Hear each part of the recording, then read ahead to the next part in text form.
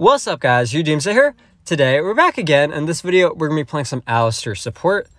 So I actually got auto-filled into support even though it's like my fourth role, but I thought I'd still play it. I used to actually play a lot of support, but I fell out of it for a while and I mostly just stuck to jungle and Baron lane.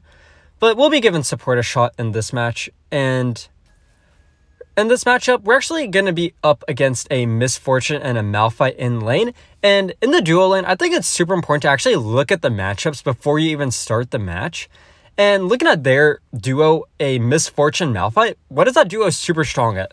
They both have super good poke. That is the big thing for them. So notice what I'm doing over here. I'm helping them shove the minion wave, and there's going to be a big reason for that. We're going to see how this becomes so helpful in a minute. So the way that they win this lane matchup, a Malphite and a Misfortune, is by pretty much shoving our wave in, pushing us back, and then poking us down slowly but surely and making it harder for us to farm. So by matching their wave clear, which is what I'm trying to do, I'm trying to at least match their wave clear so then they don't get to shove this wave in underneath our turret and they don't get to keep on poking at us. So that's what I'm doing right now. I'm just trying to clear these minions out and keep it so they aren't able to push us back. And notice it's working very well right now. They're having a much harder time poking us back, plus we're able to trade very well. Like right now, actually, our minions are pushing them back, which is good in this case.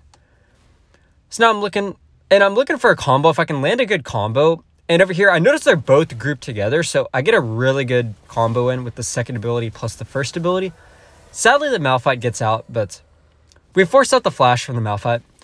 And now over here, I noticed that the Olaf is actually going for an invade onto this Evelyn. So I use my boots to rotate over. I get a good knock up. Now let's see, can I save this Evelyn in time? Well, can I get him? Nice, I did. Now this Ahri is rotating over. And over here, I'm just trying to body block anything. I'm trying to make sure that this Evelyn doesn't get hit. I sadly do go down to the Ignite, but our Jhin is able to pick up 2 kills there, so we traded 2 for 1, so that was definitely worth it. But I want to talk about what that Olaf did, and if you don't watch me, I'm actually a jungle main. If you watch my other videos, I play jungle in almost all my videos. But, so I talk about this stuff a lot, but what did that Olaf do that was a big mistake? He went for the invade, and why was that a mistake? It's because his side lanes did not have priority. In that top side, me and the Jhin had priority, so by going for the invade, as the fight broke out as it did, I was able to rotate first. And our top duo was able to rotate first, and that pretty much makes us win that fight. So if you're not, the Evelyn's actually making a mistake too. They should have gone for that bottom herald over there, or not the bottom herald, the bottom scuttle. They did not path towards it, which I think was a big mistake. Since, if you didn't realize, what the rotation that the Olaf did, he went, he only cleared his red side jungle, and then he went into top scuttle. So the bot side scuttle was still up, but over here I get a super good combo in. And that's a really cool thing you can do about Alistar that a lot of beginner Alistar players might not realize, but sometimes there are better things you could do than just landing your second ability into first ability combo. And that is, you can actually use your second ability to knock enemies into your teammates and misposition them. And we're going to see that happen a lot throughout this video.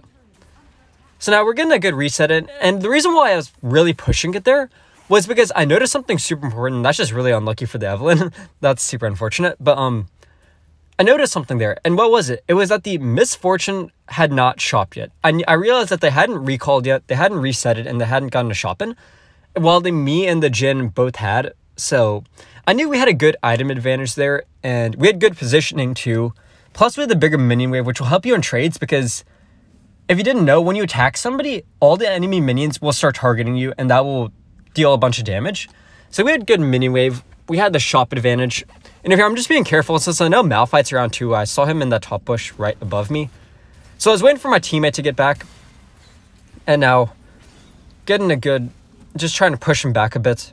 So why do I really want to push him back right now? And it's for one reason. Notice what objective is spawning right now. The dragon is spawning. And I think this is a big mistake that so many duo lanes have. They don't realize how important having priority when this first dragon spawn is. Because now, look, we have the full warding position. We have the warding advantage. We have the full positioning. But our Evelyn actually decides to play towards the bot side of the map, which I kind of disagree with in my opinion. I think playing towards this side of the map would be so much easier because we're completely destroying this matchup here. So they're going for the fight down there, which is fine. But I look to see if I can fit a rotate in, and that's something pretty big. And maybe I should have looked for this earlier, but I don't think it's a big deal because we did get a kill on the top side anyways. So it's too late. Sadly, they go down over there. They get the Herald, but again, as I was saying, I think it was a mistake. And it's a mistake that a lot of junglers make, is they don't play towards the lane which they have the priority and towards the advantage, in the lane that they have the advantage for. And that was the mistake that the Olaf had done earlier when going for that invade. Because, again, we had the full advantage in that top side, so he shouldn't have gone for that because we got the rotate in first. Now, on the other hand, if the Malphite and the Misfortune had us shoved all the way back to our turret, then that's a good invade because then they would be able to rotate first. So here now, we're just forcing out the flash pretty much, and we're landing really, really good combos. And chaining CC is super important in this dragon lane because by landing my combo, it makes it super easy for Jhin to also land his combo. And over here now, this Evelynn really should have came to this dragon, and I was getting a little bit annoyed, and it's bad because notice what just happened here. The Jhin reset, and what does that do? That gives them more positioning, so now they're getting better positioning too. They're being able to shove in this top wave. We aren't going to have as much priority. So that's a bit unfortunate, but it's okay. It's an okay recall because Jhin needed to shop. They hadn't shopped in a while. I think that was just bad on the Evelynn's part for not coming here earlier. So now Jhin got the shop in, and we're trying to go for this. Get the redemption and the heal in. We force out the Misfortune. The Olaf shows up, and we're barely able to win this. And I'm barely able to get us with just 1 HP. And that was super fortunate on our part that we were able to win that. So now with our Herald, we're able to get that first turret on the top side. The Ahri is rotating, and let's see what's going on here. Oh, that was a really good charm by Evelynn. And they're able to pick up that kill. So actually a good tip in that case is against an Ahri, you can actually use the minions to body block stuff, like the Ahri charm. So without being able to land the charm, Ahri can't really do much. So you can really use that if you are skirmishing with an Ahri. So now again, I'm just trying to get good positioning for this dragon since this first dragon is still up and we haven't fought for it yet. So that's mostly what I'm looking to do. And actually, I'm chilling right now. And the reason for that is our ultimates are all on cooldown. I checked the scoreboard and I saw how much cooldown was on my teammate's ultimate. And if you didn't know, if you open up the scoreboard next to each champ picture, you will see a green circle underneath their champ picture. And that'll show you how far off cooldown their ultimate is. So I use that, and I saw most of my teammates, their ultimates were off cooldown, or on cooldown, so that's why I didn't force anything yet. And we're all just waiting for everything to get back off cooldown. So right now, I'm just annoying this Malphite pretty much. I'm putting down pretty good damage. Forcing him back. I see the Ahri's here. I'm waiting for my cooldowns again. The Ahri actually uses their ult and charm on me, which I'm perfectly fine with because they just wasted everything on me. I'm still pretty healthy because I have my ultimate. And we're able to pick up those kills, so that's really good. Now I can heal us up with the redemption. And now I'm saying we should look for this dragon now. Because we picked up 3 kills there. We killed their jungler, so this is a really ideal time. And again, this is why I think having this positioning advantage, having the wave shoved in, having the priority in this top side, when that first dragon spawns in the dragon lane, it's just so huge because it allows your jungler to do so much more. Because right now, this Olaf is playing off the back foot since he literally has no positioning and he won't be able to make the aggro move. He's literally playing reactionary to what we're doing. And that makes it hard to play as a jungler. And that's honestly what makes this game really interesting is it's a dynamic. It's not like it's not just based on one person. Like, it's just everybody has to work together to see like what's best for each other.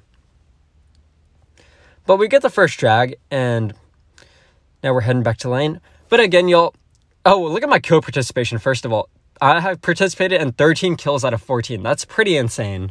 That's really, really good for support.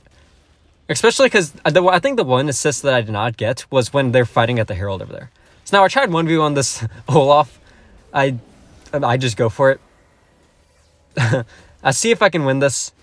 This Olaf, he got so much attack speed because, again, Olaf's perk, as he gets lower health, he actually gains more and more damage, so the ignite gets me, sadly. That's very, very unfortunate, but I forced everything out from 2 champs, I guess. That's an okay trade.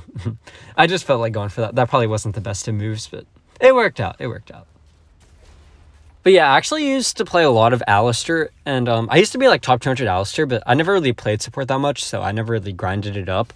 But something that I actually forgot to talk about is during the laning phase, you really have to be very careful when you go in, and that's one of the biggest mistakes Alistar's players make, in my opinion, is that they just recklessly go in when they don't need to.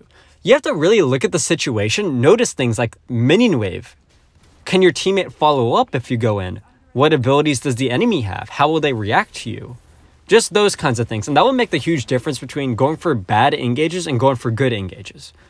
Because, like, for example, a lot of times in this laning phase, I would go in for engages right after I see the Misfortune use their burst and their poke. Because I know they won't be able to trade back as much since they don't have as much damage left over. So just small things like that, or watching out for big crowd control abilities if you're going up against other champs that have crowd control. So, like, if you're, for example, going up against, like, Nami or something like that, just being careful of that and really analyzing. So if they use their bubble, then you can look for an engage because you know they have no CC to stop you from then. But yeah, that's just something really important to keep in mind to actually learn Alistar. So over here now, I'm just setting up good warding in the area, and really I'm just sitting around for anybody to miss position. And this is what you could do as Alistar that's super strong, is if anybody miss positions, you could just completely knock them out of position. And now we're pretty much just taking down these turrets. So I'm keeping an eye out for any more rotates and any more positioning miss positions. Over here now, I'm actually heading over here because I know Evelyn actually cannot 1v1 an Olaf very well. And the reason for that is Evelyn is based off a lot on burst, and you can't really burst on Olaf. Olaf is just too tanky. With their ultimate, the charm doesn't really do enough because Olaf can just ult out of it. So that's just a hard matchup for Evelyn to 1v1 an Olaf. They just don't have enough damage really. So I was thankfully able to help with that. But now we take that bot side turret, and I just try and land my redemption. Ooh, does that land? Okay, I landed on the Jhin. But now we're pretty much just farming it up over here. I was going to just completely knock that Ahri out from underneath the turret, but they just ran away. At this point, we're kind of just snowballing and knock him out again. Oh, somebody's teleporting over. Fancy that. Who was that? Oh, is that the Darius? Okay, but we get this turret, and I think they're starting to give up at this point. We're snowballing super hard. The Ahri just gave up completely. But this goes to show, even as a support, and that's a really good combo. That's a really good combo you could do actually on Alistar, is you can actually use your first ability and then flash, and the animation will be so fast. You can flash and then first ability, but it's super slow. First ability and then flash. If you go into practice mode, try it out. You'll see what I mean.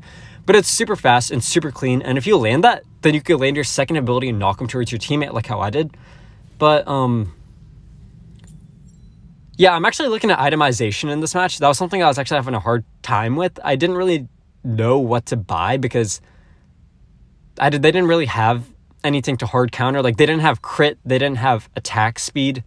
They don't really have magic damage except for Ahri. And my team doesn't have magic damage, so I can't even build Abyssal Mask.